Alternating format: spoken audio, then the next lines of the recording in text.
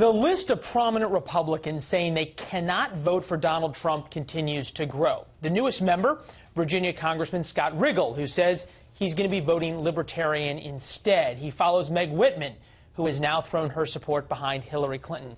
Joining us now for some analysis, Matt Mackowiak, Republican strategist, former communications director for Senator Kay Bailey Hutchinson.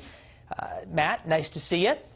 Hey, Leland, good to be with you. Thanks so much. You know, you think about these endorsements, and we in the press love to talk about it, love to talk about will Trump endorse Paul Ryan, won't he? What about John McCain? What about Kelly Ayotte? And yet we saw in the primaries that for some reason this cycle, endorsements mean absolutely nothing. So when you think about the situation here about these congressmen saying they're not going to vote for Trump, does it even matter? Yeah, I think there's two things to look at in that regard. I think, first of all, it's important to remember the primary is a subset of the general electorate. You had 30 million people vote in the primary. Donald Trump got 13 million of those votes. He had a high floor and a low ceiling. He got the benefit of the high floor. He never paid the price of having a low ceiling.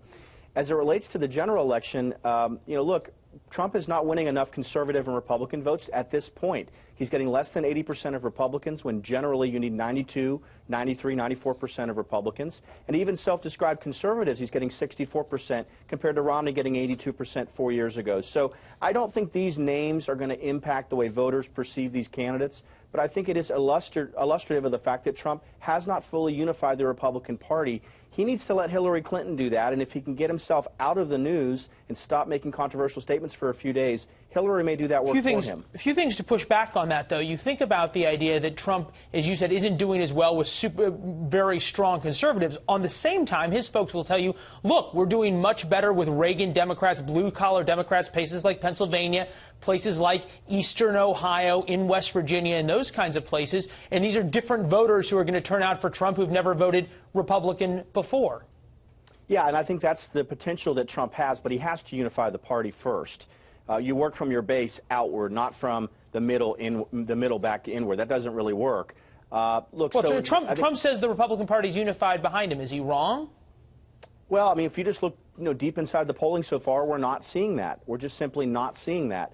But look, I think the path to victory for Trump is through the Midwest. There's no question. Those states that do have a disproportionately high percentage of white voters. Trump is doing very well with white men. He's not doing very well with white women. And ultimately, that is where he's going to have to find the votes in order to make Pennsylvania, Ohio, Wisconsin, Iowa, those states that he can win, so he has a path to 270 electoral votes. Typically at a time like this, August, we're already past the conventions. Almost every Republican strategist in one way or another would be working for the Republican presidential campaign. They'd be a state director, they'd be a state comms director, they'd be running a get out the vote campaign, those kinds of things. Is it just me, or is Trump's very, very small campaign, which he argues is a lot leaner and better operation, leaves a lot of folks like you to be on the sidelines chirping rather than getting behind the campaign and towing the party line, as it were?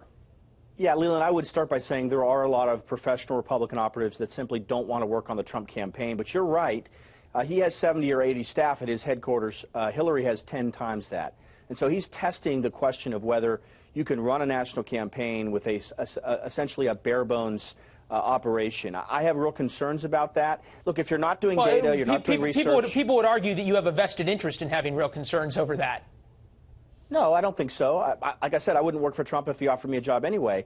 But again, my concern is that you have to have a big enough campaign that you have a surrogate department, a fully staffed communications team, that you're doing polling and data and research. I don't know that they're doing all that. And so I think they could be running a better campaign. August is a crucial month for them to get back on solid ground so they have a chance to start making the race competitive in September when the debates come around. Well, when the debates come around, and also big questions in terms of how much debate prep Donald Trump is going to be doing and the like.